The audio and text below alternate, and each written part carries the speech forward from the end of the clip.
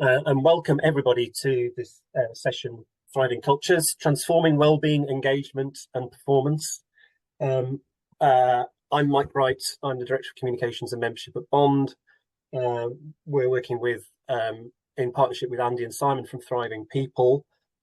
Why we're running this session?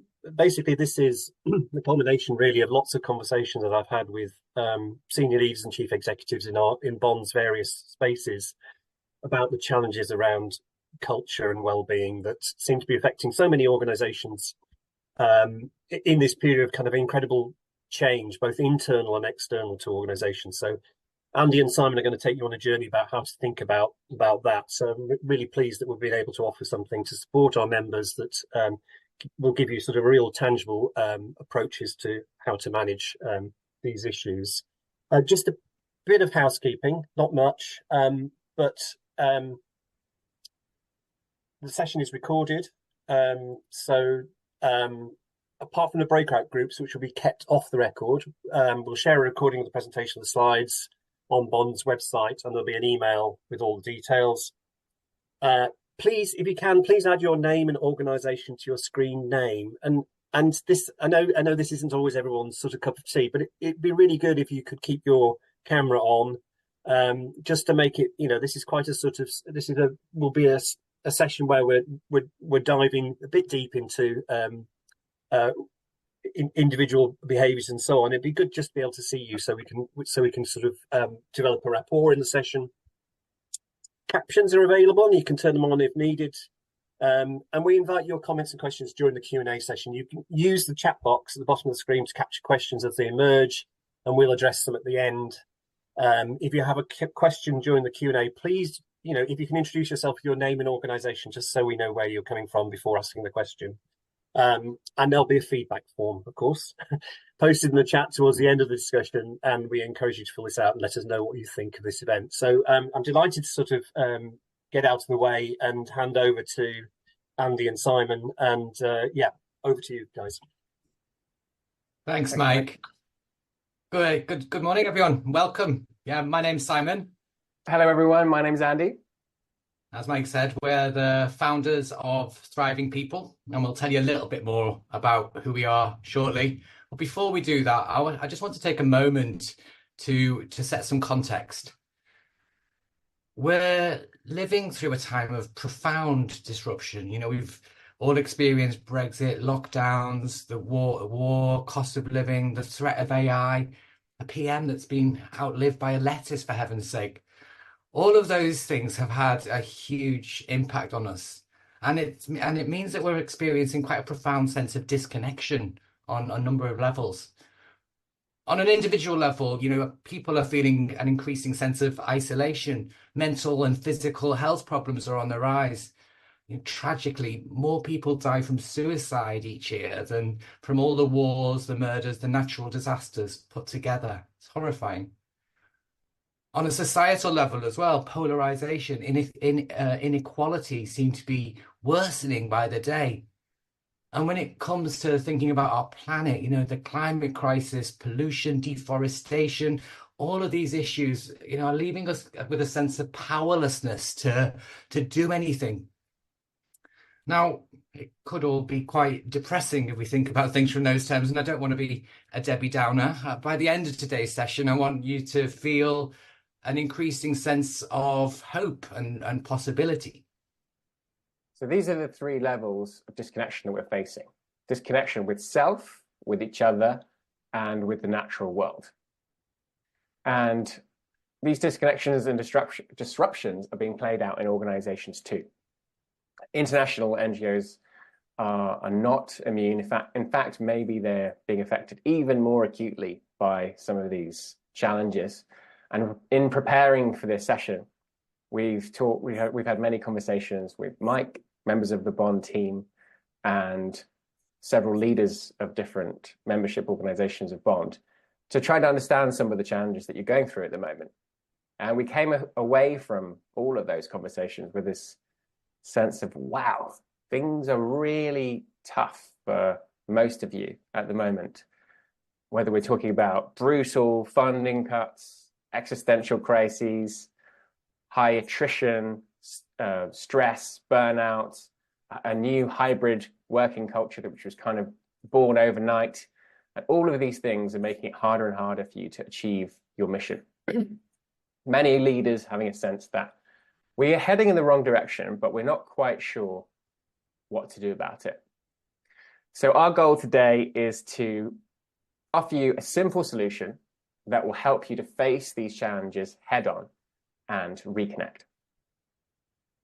So before we get into that, let's just share a little bit about who we are.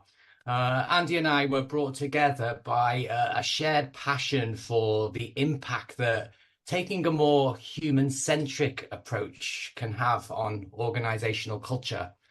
And our work is dedicated to helping leaders lead with greater authenticity, with greater empathy and confidence, and helping employees to feel more connected, more engaged, and more in control of their day-to-day lives. Together, we've got over 30 years of experience helping organizations like Open Society Foundations, Client Earth, and ITV in the corporate sector to create cultures that have three things in common. What we do is to help organizations to generate greater well-being, and our initiatives have helped create recently, a 43% greater sense of purpose, a 30% lower stress level. We also help to drive engagement, typically boosting levels by around 57%. And we also help to drive performance, both as in terms of how we do what we do, but also in terms of our financial performance as well. So that's a little bit about us. How are we going to help you today? Andy's going to give you a quick guide to the session this morning. Thanks, Simon. So we're going to cover the impact that cultural challenges are having in your organization, a secret to building sustainable, successful cultures, a case study that goes into a bit of detail about what it takes to really change a culture, all the different stages involved, and some strategies to get you started on the path to success. We'll have some time at the end for Q&A, as Mike said. And our goal is to really offer the Bond Network support in creating thriving cultures in your organization. And we're going to share some options at the end of the webinar for how we might be able to offer you support in an ongoing way. We've thought carefully about how to leverage the power of the Bond Network so that to find ways that you can support each other ongoingly, and ways that are going to be accessible in terms of time and money, because we're very aware that core funding is a challenge for many of you.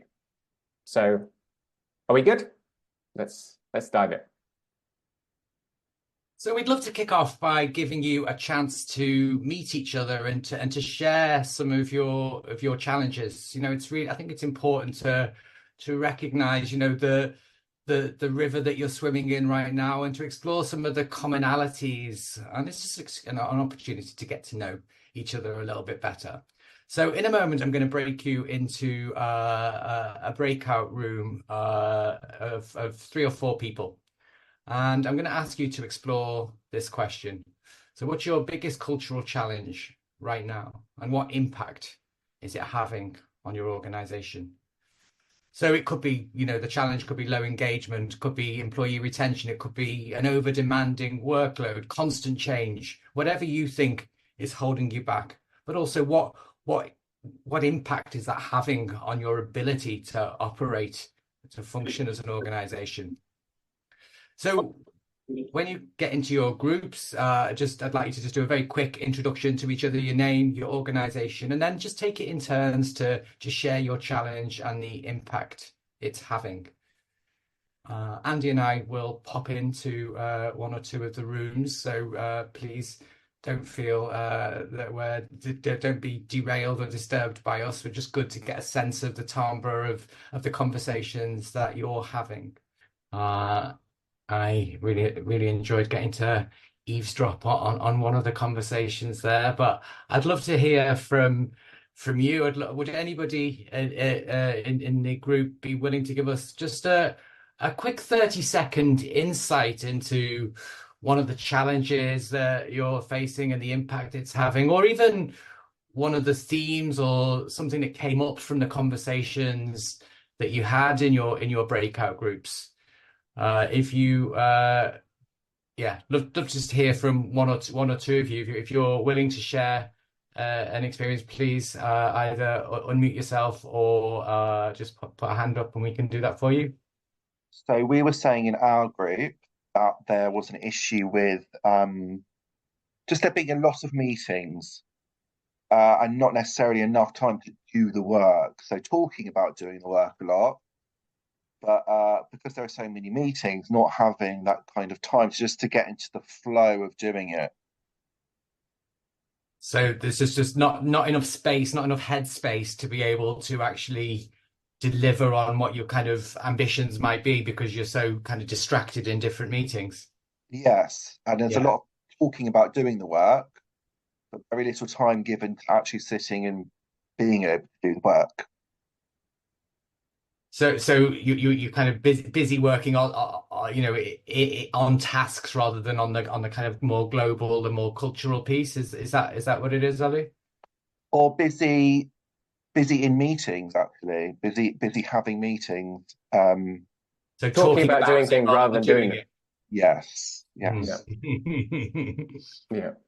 Which I guess will just lead to a greater sense of futility or helplessness.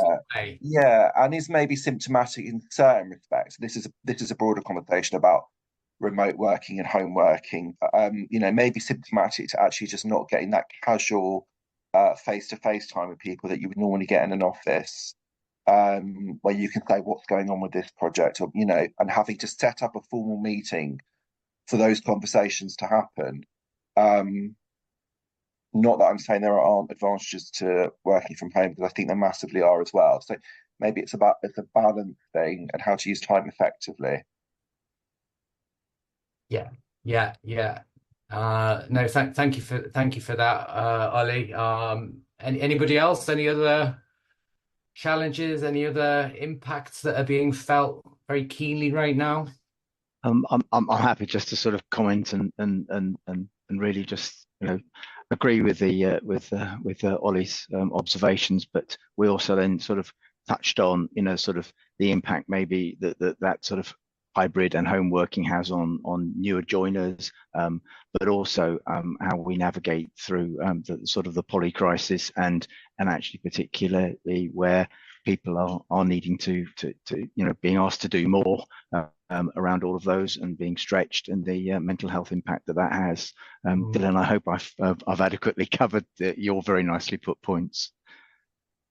I mean, it's horrible that we need to invent a term called polycrisis, right? But exist it does, and the impact that has on us all, emotionally, physically, mentally, can be really, really challenging. And when you think of those, what the impact of that across an entire culture, it's very easy for cultures to lose their way in the face of tough times, right? All of that, but also the sort of the whole uncertainty and disruption that we're just seeing everywhere. It's change and the pace of change as well. Yeah, thanks for that, Ian. Thank you. So we should finish on an up in some ways. We're still here. we're looking for answers. Well, I think it's important to recognise the scale of the challenges that we face, because I don't think that there's any easy solutions to them, but I think it's without kind of facing them, we can't really tackle them. So that's why I think it's just worth just hearing just a little bit more about what's going on for you guys, and I really appreciate you sharing. Andy, shall we move on? Should we talk about the circles? Yeah, so there's quite a good segue from, it can feel really overwhelming. Just acknowledging, just naming all of these crises, this polycrisis situation. There is a lot that we're having to deal with, and there's a lot of them that we don't really have much control over.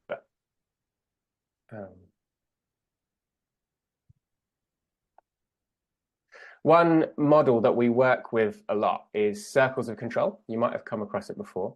And it's really a model that helps us to focus, to not waste time worrying about things that we can't do anything about, and focus on things that we can do something about. So there are things in your that are affecting your culture that you can't really change.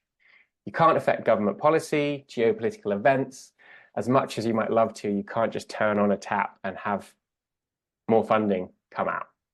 But when it comes to culture, there are a lot of things that we can either control or influence.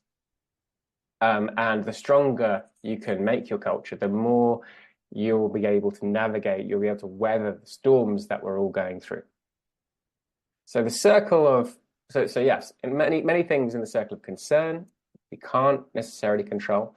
The circle of influence, that has to do with mainly our relationships, the people around us who we can't control, but we can influence. We can be good role models. We can strengthen and develop our relationships with them. We can make them feel heard and included. And that will make it easier for them to come along for the ride when we're trying to do culture change. Then we've got the smallest circle of control, which is the smallest circle, the circle of control, the one we have the most control over.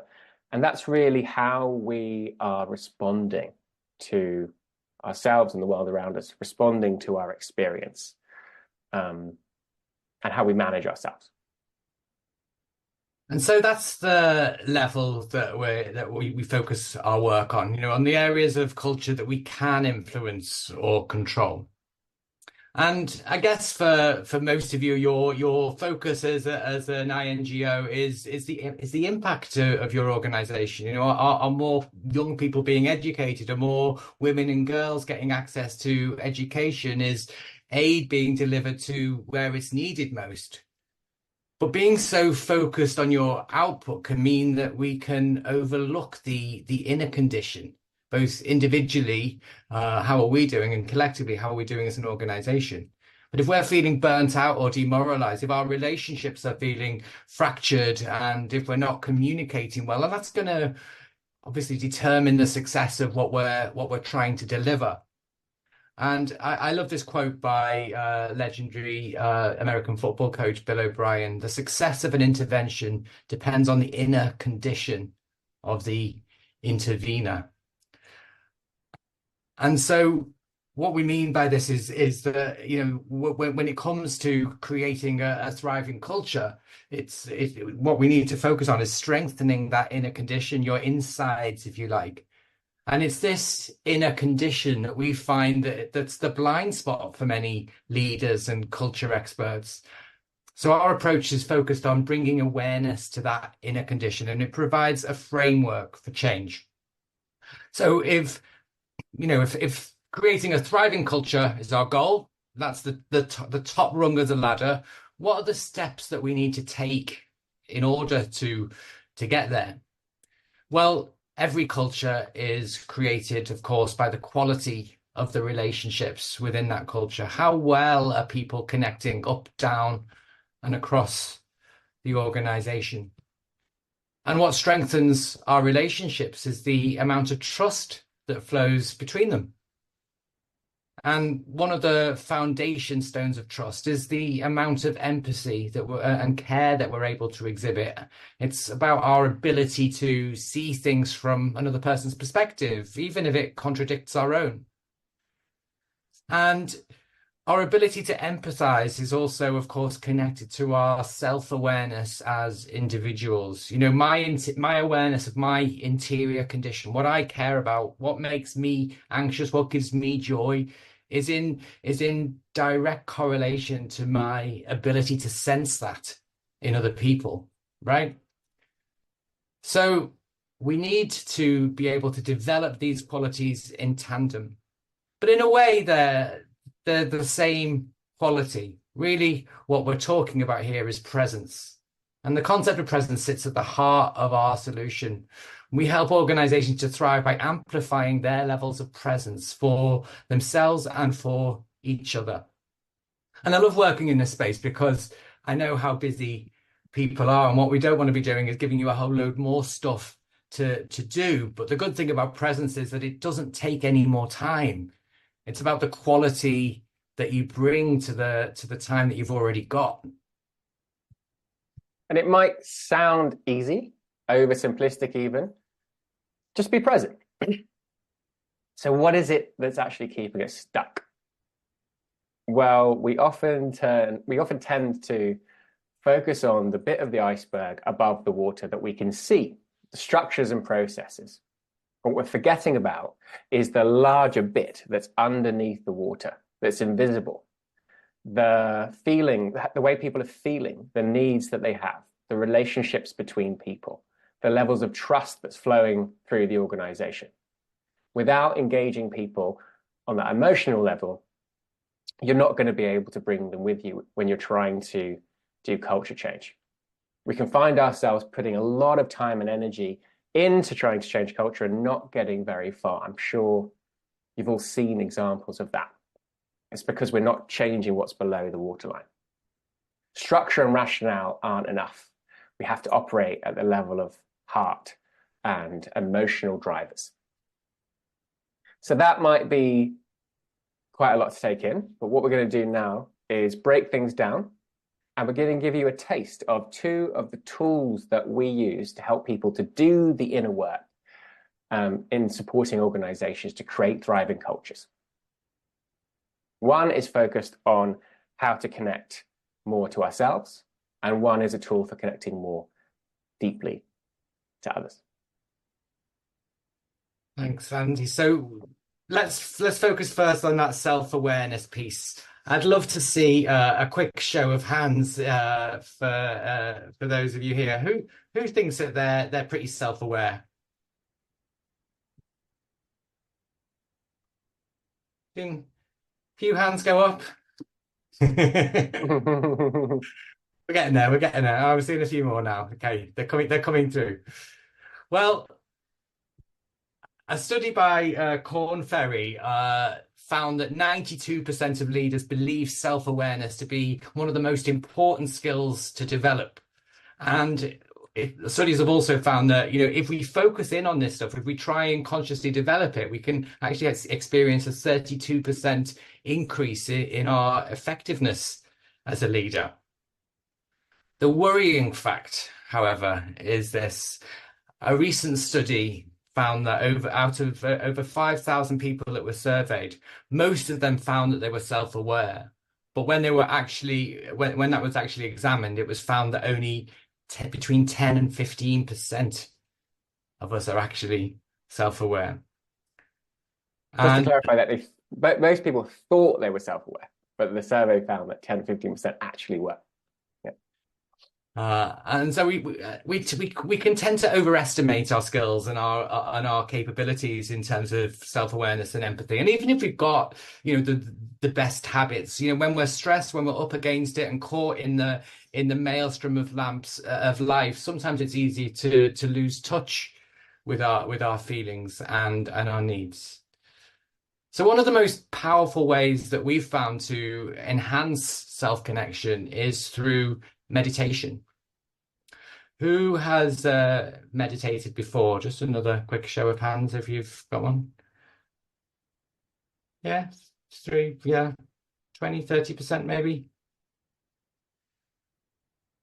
So if you have, you'll understand, and if you've managed to integrate that into a regular habit, you'll probably understand some of the benefits that come from this. And here are just a few of what clients that how clients that we've worked with talk about the impact that a meditative practice has had on their leadership. As you can see, it's quite a compelling set of qualities. Imagine the impact on an organization if everyone was to operate from this place. But I recognize as well that meditation isn't for everyone. There's lots of different ways to enhance our self-connection. I think what's critical is that we've got to find something that works for us, and something that we're able to integrate on a regular basis to help us to connect with how we're feeling and what our our physical, emotional needs are on any given day. Some people like journaling, taking a moment to kind of just download all the stuff that's in their head and just capture it once or twice a day. Some people can do this stuff on a walk. Some people like to have have a relationship with a coach or a therapist. Whatever it is that you do, I think the critical thing is about doing it regularly to try and make it into a habit and then to prioritize that habit. So connecting on a deeper level to ourselves and each other is really at the heart of our approach. And what we're going to do now is guide you through a meditation that will help you to cultivate deeper self-awareness. It's going to be about 8 minutes or so, and I'm going to guide you to connect with what's your purpose, what got you into doing this work in the first place, connecting to some of the feelings around dealing with the challenges that you're facing at the moment, maybe stress or overwhelm, whatever it might be, and then casting forwards, imagining your highest future potential as a leader. How would you love to be in your organization? How would you like to be leading and acting and dealing with whatever it is you're going through? If it makes you feel more comfortable, you can turn off your camera. I know that some people are in an office, so if you've got noise and distraction around you, then it might be a bit more challenging, but just try to focus inward for the next few minutes and just let those sounds fade into the background. Has anyone got any questions before we kick off with that?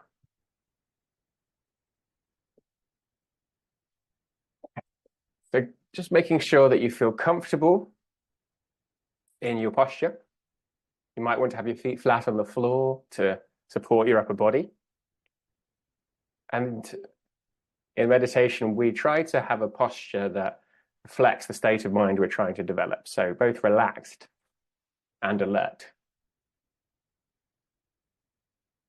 Start with your eyes open if that feels comfortable, just looking past the screen. And taking some deeper breaths in through the nose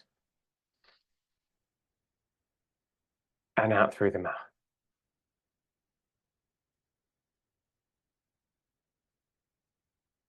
A long, slow in-breath.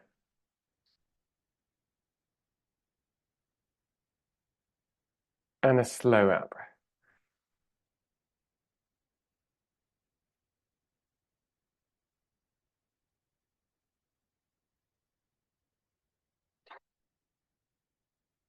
On the next out-breath, closing the eyes. Allowing the breath to return to its natural rhythm.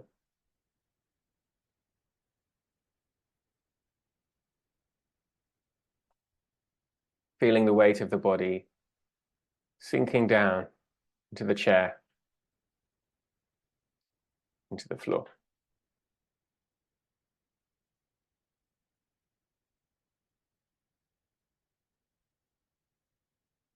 Having a sense of being grounded, connected to the ground, connected to the earth.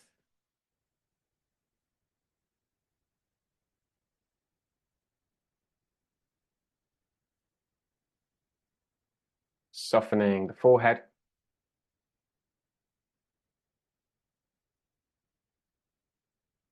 Softening the jaw.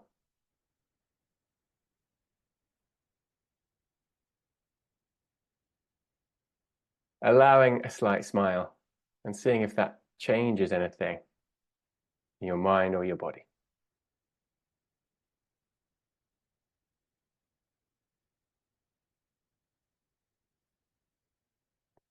Allowing the shoulders to relax back and down a little bit more.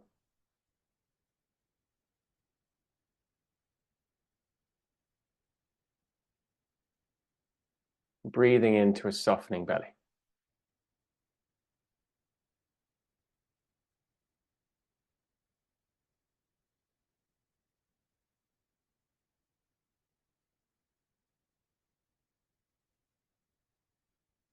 So connecting now to your original why. Why did you want to become part of this organization that you're working for now?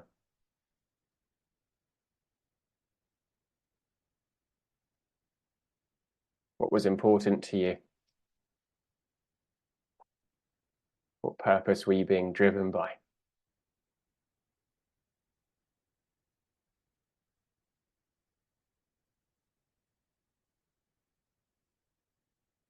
And as you do that, notice if there's any feeling tone that you're aware of.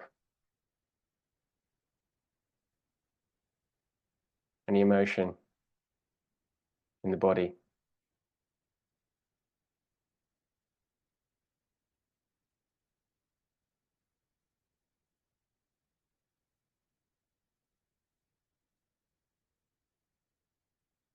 And day to day, it might be a real challenge to feel that you're really able to successfully carry out that purpose.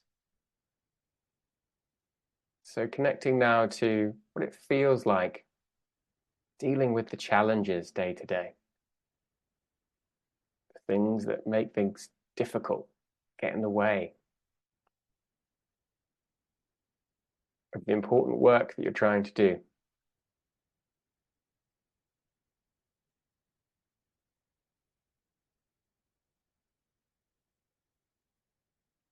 As you do that, notice how that feels. Is there any tension? Is there emotion? Worry? Frustration? Despair?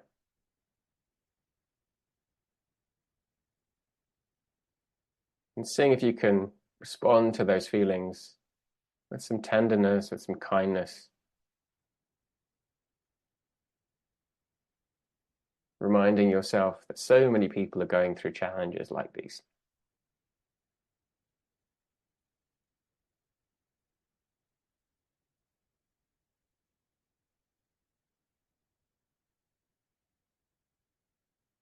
And now casting your mind forward into the future.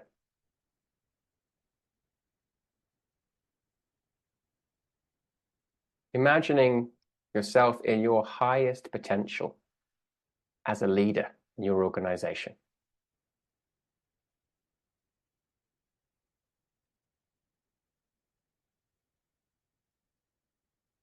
How are you feeling in your highest potential? How are you behaving?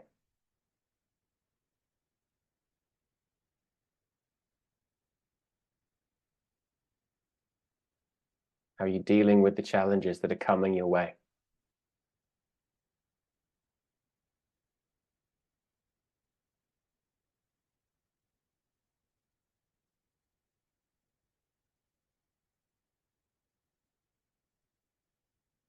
What support might you need to be able to be in this high potential state?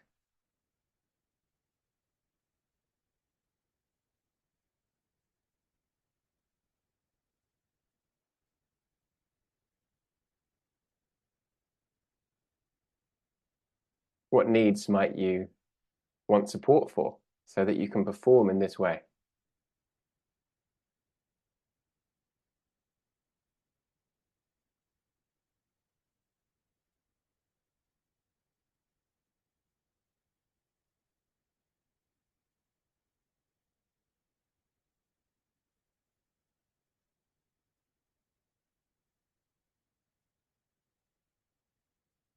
Noticing how you feel now.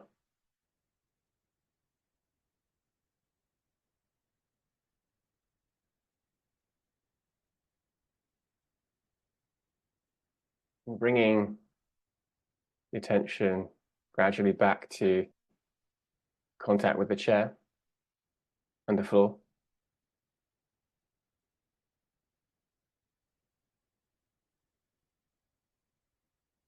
Sounds around you.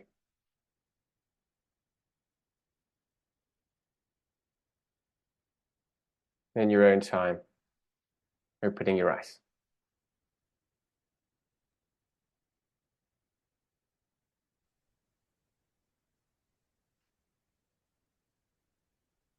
Hey, so welcome back, everyone. I'd love it if you'd be willing to share in the chat, what came up for you as part of that meditation? What was it like to take some time to focus on yourself? Did any insights come up from it? Anything that you noticed? Love it. I'd love to get a little snapshot from people. Felt empowering. Thanks, Joanna. Calm. Thanks, Lisa. Grounding. Thanks, Ollie. Calming. Loads of action points coming out. Interesting.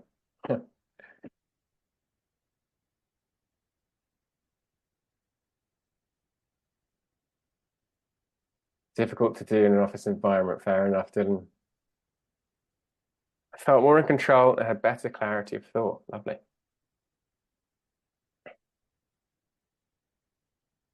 Quiet, silencing the background chat that is constantly running in my mind.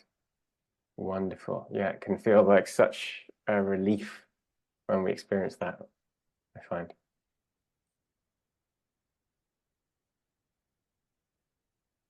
Yeah. So hopefully this just gives you a little taste of the power, the benefit, even if it is in the middle of a working day in a busy work environment. Having this sense of feeling calmer, clearer, more empowered, maybe more of a sense of what's important, what needs doing for you to make the progress that you want to make. Lovely. Okay, thank you, everyone. So that was a taste of one tool that we use for self-connection. Simon? And so that's looking at the self-connection piece, as Andy said. The other piece, of course, is that empathy piece, and that's about, our ability to connect with others. And if we want to get better at connecting with others, then I feel the listening of all of the leadership capabilities is probably the skill that's the most underused and underrated. Everyone talks about vision this and strategy that, but listening is really the source of great leadership. Whenever I see leadership failures, and we've got plenty of opportunities to do that right now, often the source of leadership, the failure, is that it's that lack of listening. It's an inability to connect with what's really going on right now. There's a disconnection between leaders on the one hand and the situation on the ground at the other. So listening is really a core skill, not just for leadership, of course, but for all domains of our lives, from personal and professional. And it's something that we get to practice every day, right? But some of us have developed better habits than others. In a similar way to self-awareness, most of us think that we're good listeners, but even if we are great, when we're feeling stressed, when we're feeling overwhelmed, it's often our ability to listen that suffers the most. And even if we're great, then, there's always ways to improve.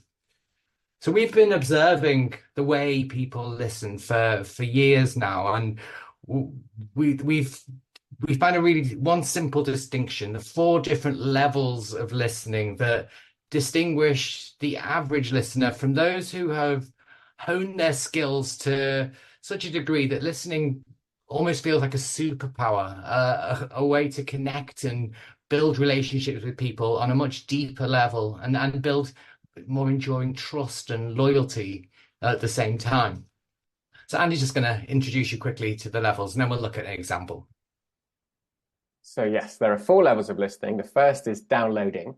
This is the level where we're really just listening to confirm what we already think. Very much an I'm right, you're wrong mentality. And it's not massively helpful. The second level is factual, which is where we're being more open, more curious, we're willing to have our own point of view contradicted. The third level is empathic, where we're able to actually see the world, see the situation through someone else's eyes, and have a sense of what the situation might feel like for them. And the best leaders are able to do this at least some of the time. But few leaders are able to consistently access generative listening, which might be a new concept for some. And it's listening in a way that allows for new possibilities and solutions to emerge that neither party was able to see before the conversation. So this level of listening is crucial to be able to deal with problems that might have previously seemed intractable. So I'm a pragmatist at my heart. So I want to kind of walk through that and kind of contextualize it a little bit for you before we get to put it into practice ourselves. So the level that we listen at is directly proportional to the impact that the conversation will have. So I want us to just take an example. So imagine that Kerry has missed a deadline that has caused a major delay in the project. So if I'm listening at that download level, I'm trapped in that what should have happened. You know, the deadline was Friday, it was missed, I'm pissed off. I'm only listening with a goal to let you know how, to wait for the space to let you know how annoyed I am. So as Andy said, not particularly helpful in terms of enabling relationships, building trust. If I listen at a factual level, I can get to the bottom of what actually happened. I start to be a bit more curious, so Kerry might share that she was overwhelmed and she didn't feel able to speak up. So then I've got to a level of really understanding the facts. The next level, of course, is that empathic one. So I start to understand why. So why did Kerry feel overwhelmed and unable to speak up? What sat behind that was feeling ashamed and guilty, perhaps, for not being able to prioritize effectively.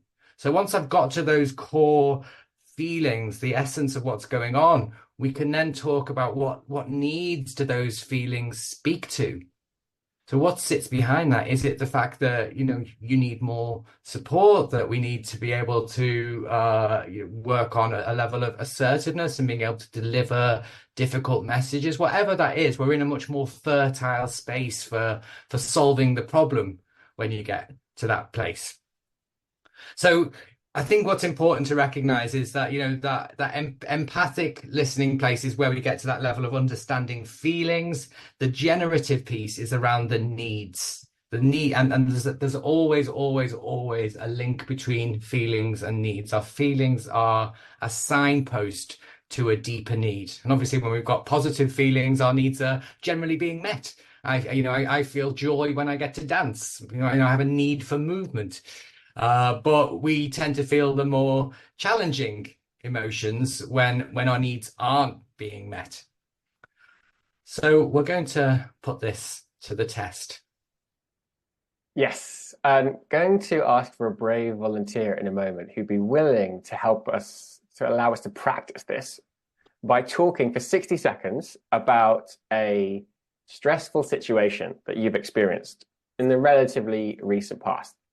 And what everyone else in the group is going to do while this person is talking, Simon is going to share a PDF with some example feelings and needs. And on the chat, excuse me, what we'd like people to do is during that 60 seconds of the volunteer talking, to guess, okay, I think maybe as you're talking, it sounds like it feels like stress. It sounds like anxiety. It sounds like anger. And then guessing needs as well. Could it be a need for support? Could it be a need for clarity? So the idea is to get a sense of how to listen through this lens of feelings and needs. Is there somebody who would be brave enough to put their hand up and say, I would be willing to talk for 1 minute about a stressful thing that I've experienced to allow us to practice this as a group? Could I also ask you to turn your cameras back on as well, please? Lovely to get to see you. Thank you.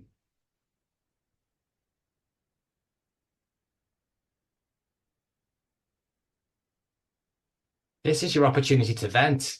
You can get it all off your chest. If you can vent in 60 seconds, that is. Contain venting. We'd just love to hear any example of a recent situation that you found stressful, that you found difficult to handle. you can anonymize it. You don't need to use any names or specifics about organizations.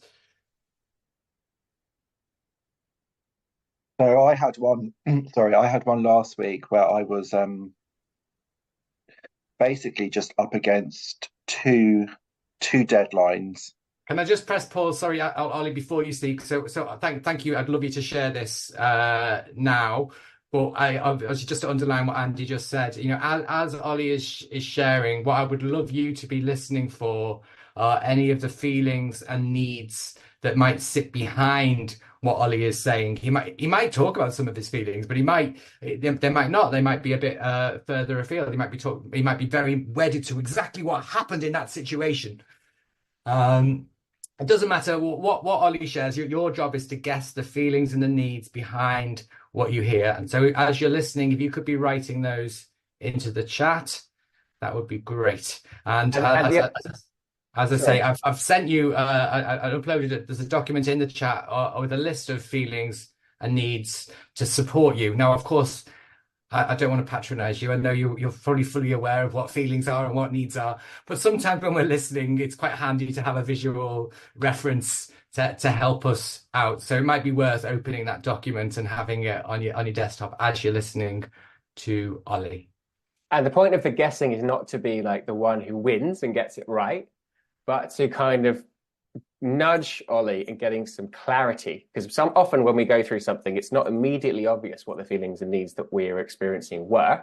But if someone says to us, well, were you feeling angry about that? Then it might be like, well, it wasn't quite anger. It was more that I felt sad about it. It sort of nudges us into getting some more clarity for them, but also for us to understand what was really going on there. So is that clear for everyone? Do you have any questions?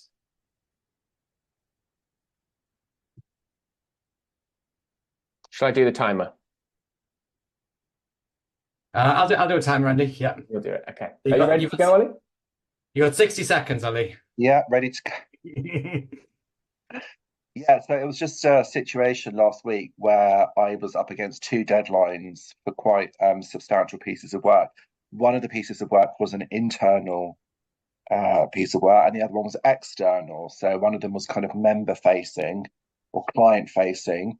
And the other one was for a manager, essentially, someone more senior than me.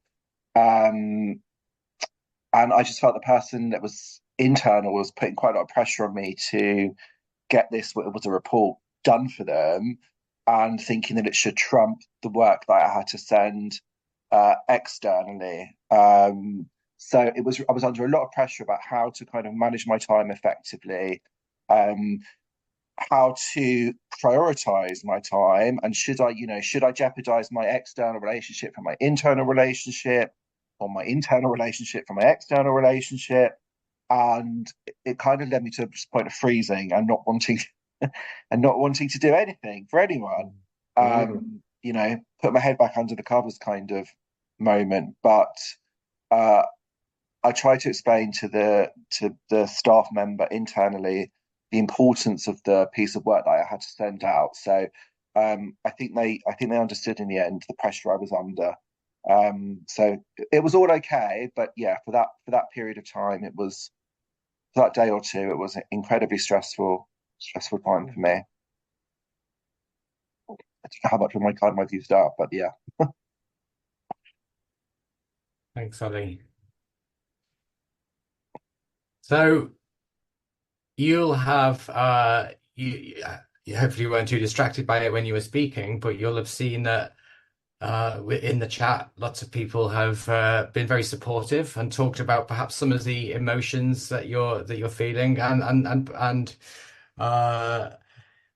then we're moving on to some of the needs. So I'd just like you to take a moment, Ollie, just to reflect on that and just talk about any of the qualities, the emotions that resonate for you.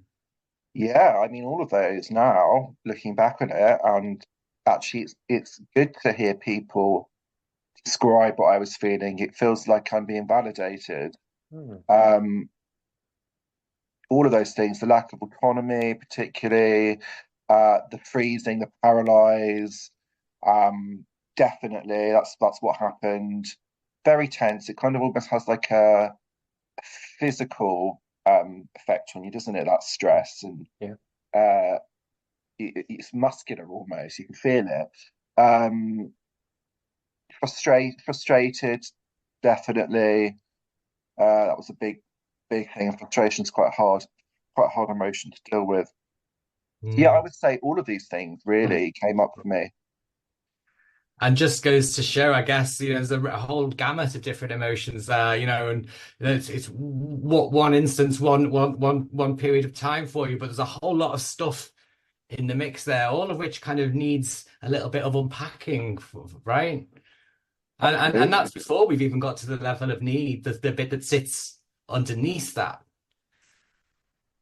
So I think was it Connie said there was there a need to be understood? Was that one of the needs that you had, you reckon, Ollie? Yeah, absolutely. More internally than externally at that point. But yeah, no, it was very difficult, and I felt like maybe it was my communication. Then you start to doubt the way you're communicating. Am I expressing myself properly? Why am I not being understood? So kind of all the self-doubt comes into it as well. Mm-hmm. So was there a need for trust then? Trusting in your own decision, your own choices? Yeah, trusting your own instincts. Because I'd never come across that before. So I don't feel like I've had a problem communicating necessarily. But yeah, last week I was really made to feel like it was my issue, and I hadn't communicated things properly, which fed into the frustration. So support? Definitely needed support. Yeah. And what about clarity? What was the most important thing? I think for clarity in terms of just being able to explain again, going back to expression and clarity of expression, and maybe I'm not explaining myself right, and needing something clearer from both of those stakeholders, internally and externally. Needing them to be clearer about what their expectations were of me.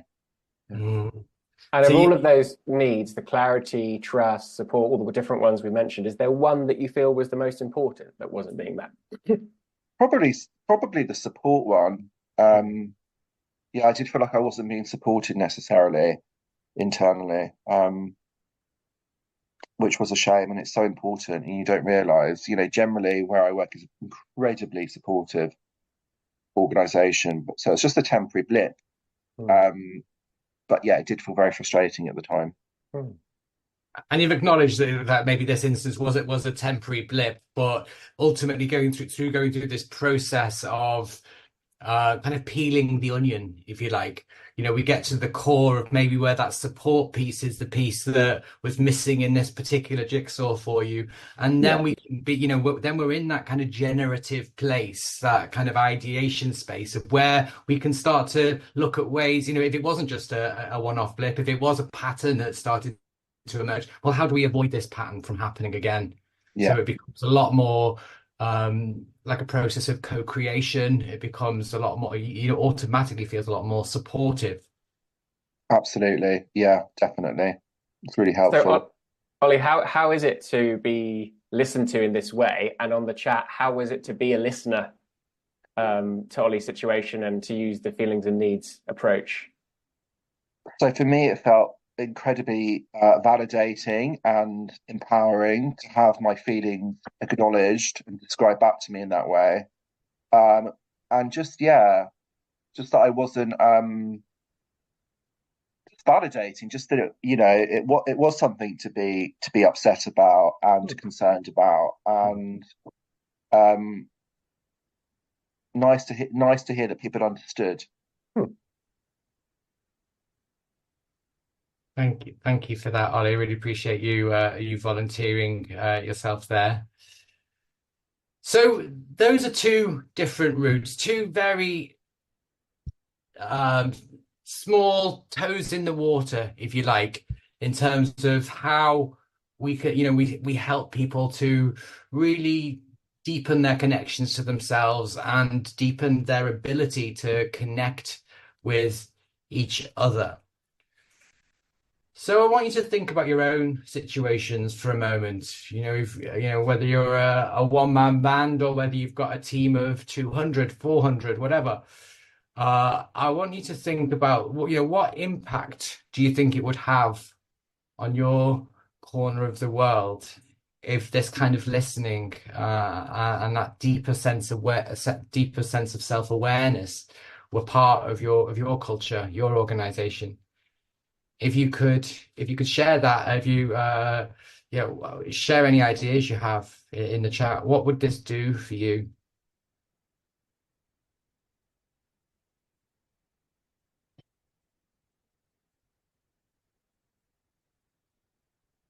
Lots of appreciation for Ollie in the chat for being willing to do that. That's nice.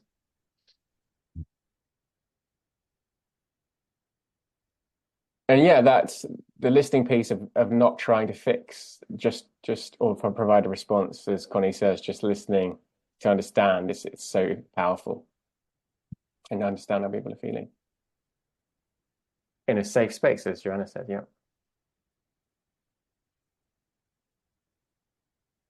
You know, that I love the term safe space there. You know, think about, you know, what organizational life would feel like if it felt like more of a safe space to show up and be exactly who we are, a safe space to share, you know, our vulnerabilities, our, you know, safe space to to build trust and true connections with each other.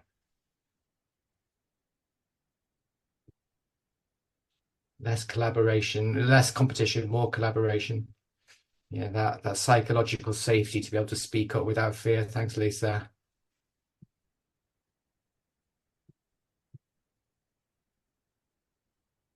Less disconnect between leadership and other colleagues. Yeah, no them and us. Love that. Thanks, Connie. Connection and a greater sense of understanding. Yeah, wonderful. Recognition of imperfections as humans. Totally.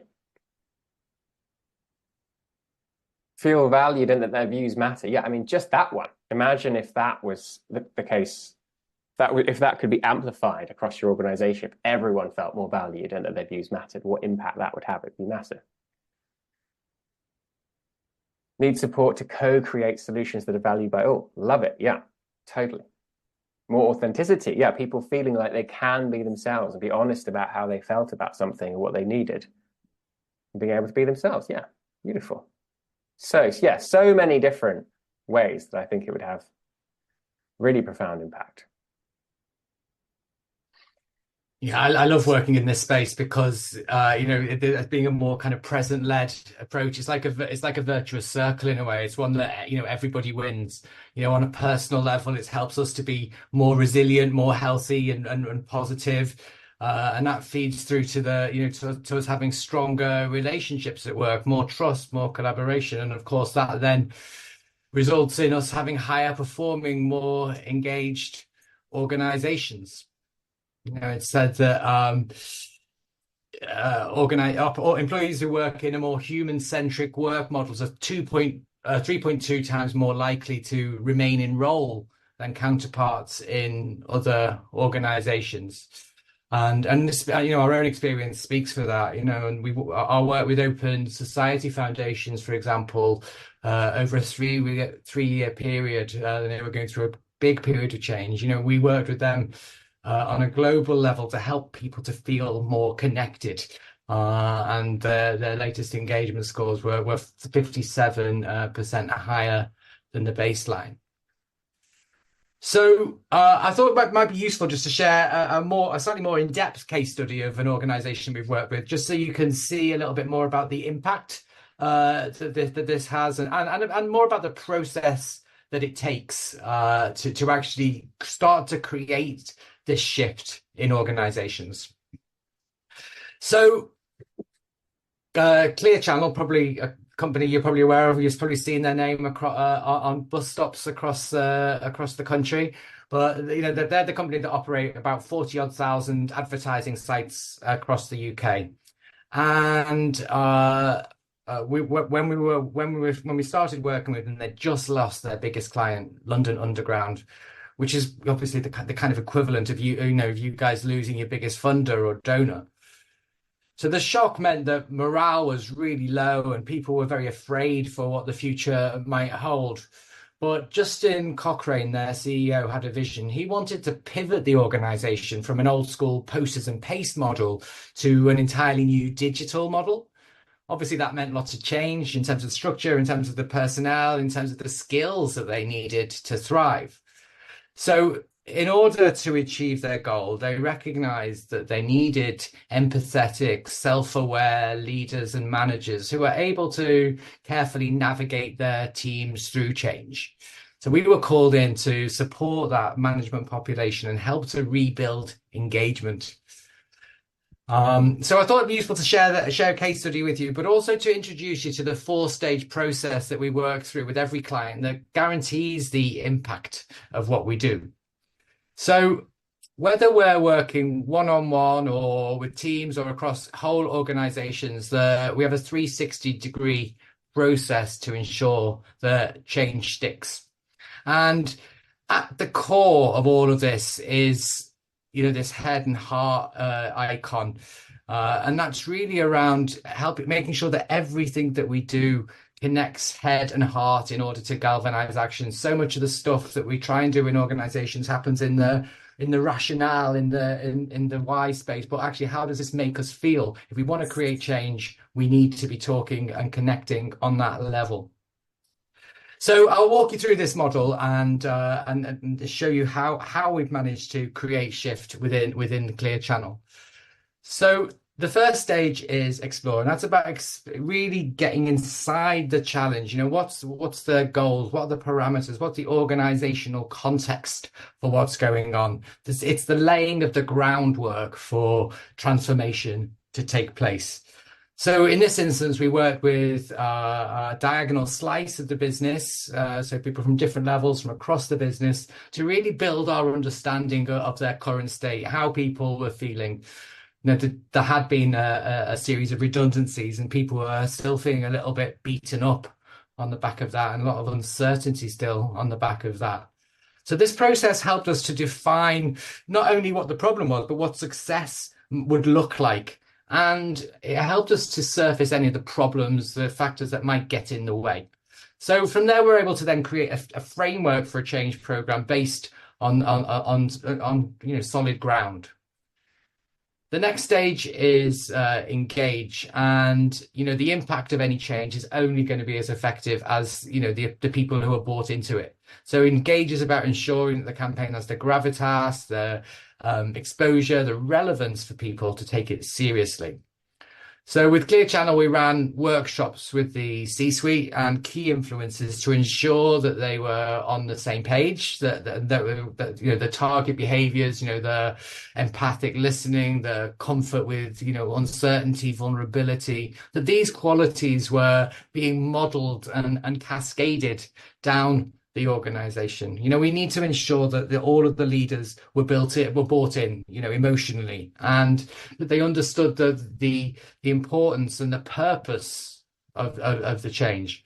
So we explored how they would individually be sponsoring the program and what they were going to be doing to communicate the transformation to the business. The next stage, equip, is about enabling the skills and creating the right mindset for people to be able to perform at their best and to transform their approach. So in this instance, we delivered a series of practical workshops, an end-to-end mindful change program, which we called Creating the Future Together. And this then helped managers to focus on what does it take to manage my own state, and then how do I listen to and sit with and support other people through these changes. So each workshop is very experiential. It's focused on the kind of day-to-day challenges of managing change, all with a focus of that presence at the core. And then the last stage, embed, is really around ensuring that people have the support that they need to make change stick. Changing habits, creating healthier habits is a key component of our approach. And so to embed this, we helped them we created a series of nudges, small email prompts, follow-up sessions, on-the-job challenges, which gave managers the opportunities to put learning into practice. And we also crucially integrated the new people-centric criteria into 360s and into performance appraisals, so that the managers are being then held accountable for the level of presence that they're bringing to their teams. So that's an overview of the process that we worked through. It was massively impactful. Kate Douglas, their HRD, credited the turnaround in revenue and the ongoing success of the new strategy on the Creating the Future Together program. 6 months after the program managers reported being 68% more confident in their ability to manage change, and the engagement survey, which was about 12 months after we did the work, that reported a 47% increase in overall employee engagement, which is incredible, obviously, given where the organisation had been only 12 months or so earlier. So I hope that provides a little bit of an insight into the way that we work with people. We'll give you a couple of possibilities for how we do that in a moment. Yeah. This just gives you a snapshot of some of the other organizations we work with, different sizes, different types. But what's at the heart of all the work we do is the focus on people, well-being, engagement, and performance. And it has an impact. So here are some of the stats on the recent results we've achieved. So how can we help you? We've given you a little bit of a taste in terms of what it takes, some of the foundation pieces, to what it takes to create a culture, a sustainable culture that can truly thrive. But clearly, transformation is not going to come from a single 90-minute webinar. Change takes time. It takes continued support. And so, we're here to help your cultural transformations succeed. And as Andy said earlier, we thought carefully about ways that we can support you in a way that feels accessible, affordable, and easy enough to integrate into what is likely to be an already packed calendar. So just a few areas. The first, of course, is consultancy. So that's the kind of way that we worked with Clear Channel in the example I spoke of. So that's obviously bespoke, specific to your needs. If it's a route that you feel like you might want to go down, we're happy to offer any of you a free 30-minute call to explore your needs and any questions you might have around any of this stuff. The second route is a coaching circle, which is a monthly online community where we get to roll our sleeves up and solve some of the most challenging cultural issues together. And then the third route is a day-long leadership workshop. It's an opportunity to really expand on, deepen what we've touched on today. So, Andy, do you want to just share a little bit more about the coaching circle? Yes. So it's going to be 90 minutes once a month. It's an online group where we're going to get together to solve some of these challenges, which can seem really intractable, the cultural challenges. And so the first one we've decided is going to be on the impact of funding cuts on your culture.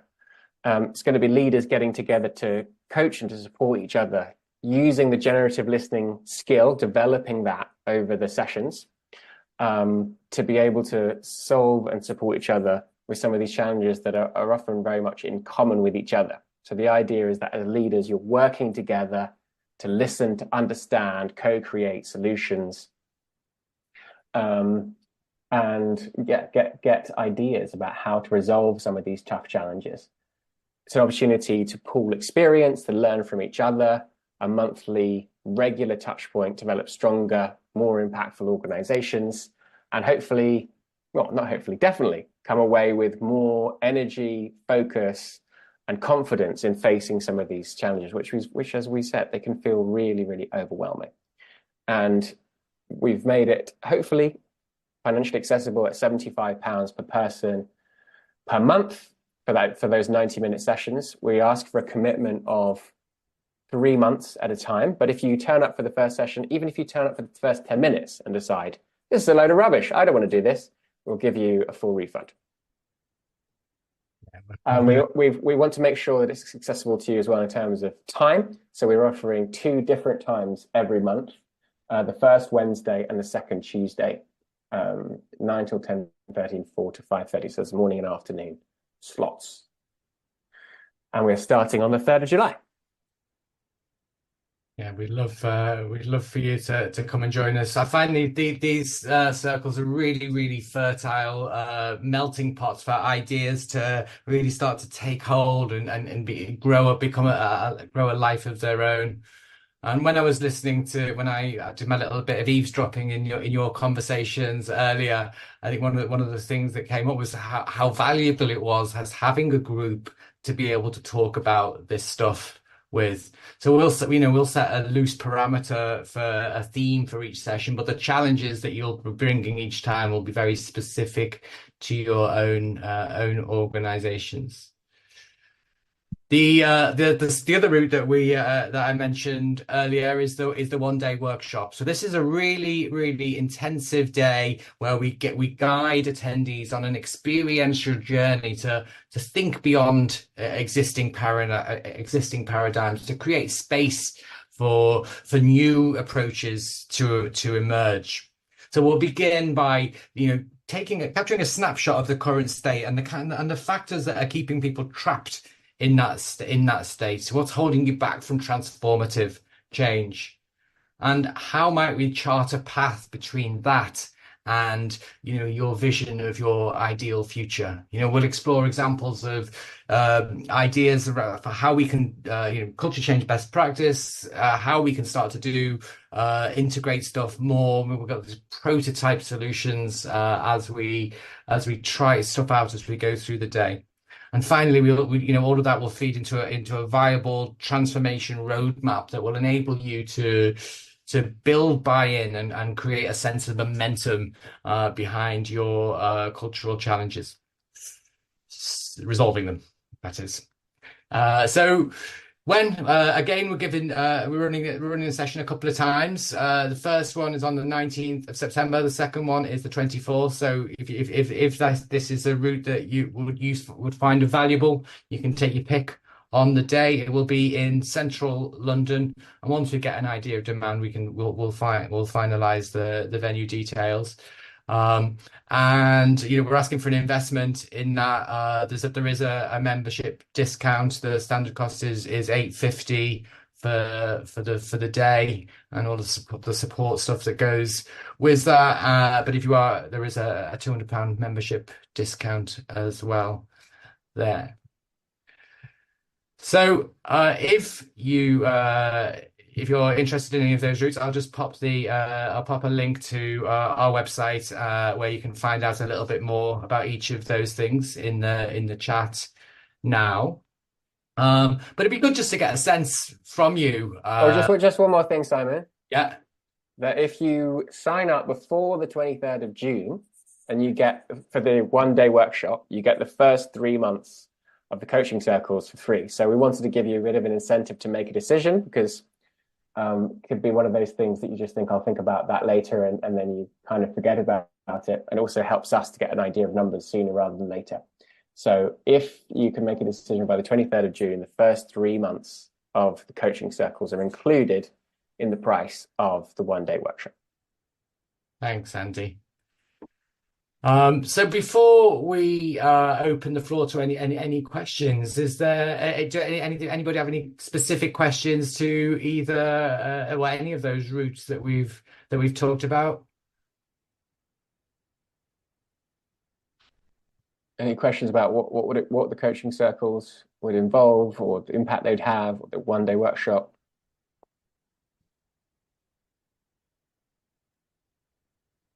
I was just wondering how, as an organisation, how we get buy-in from our other staff members. So you could have some people who are really keen on doing the culture work, but other people are not so keen for whatever reason.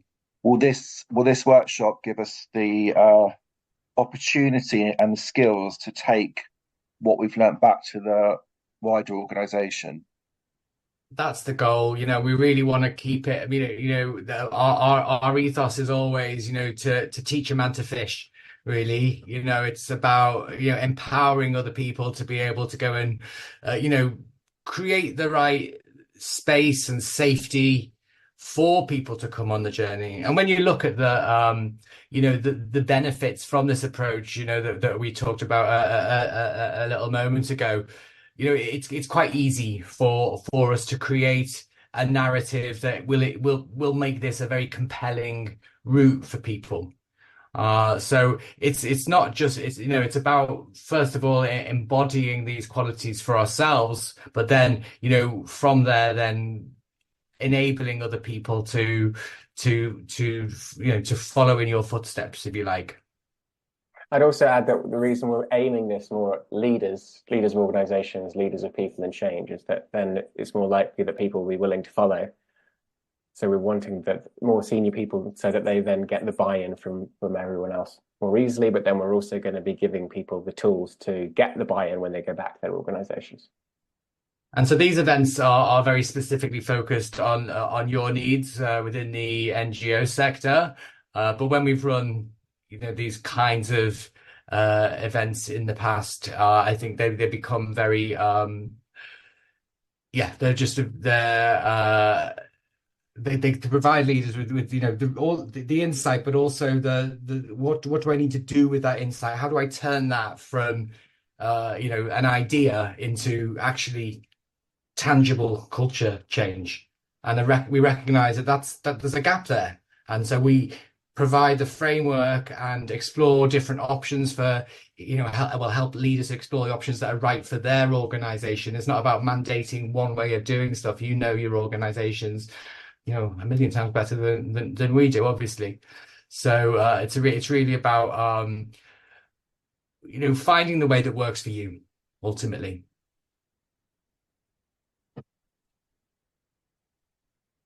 So, are there any other questions about anything else that Or should we just do the poll first?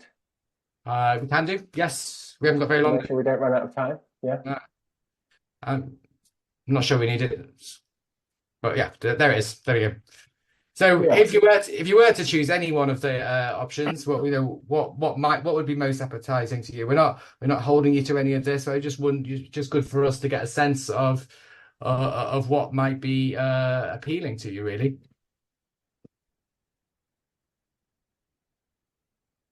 And while people are doing that, do you have any other questions for anything we've covered today?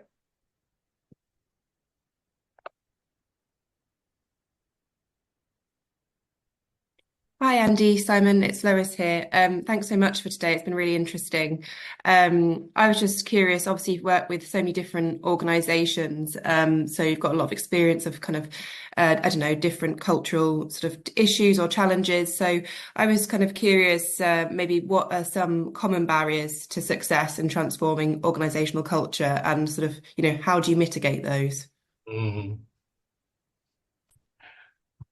That's a lovely question, and you know, I guess there are almost as many barriers as there are organisations.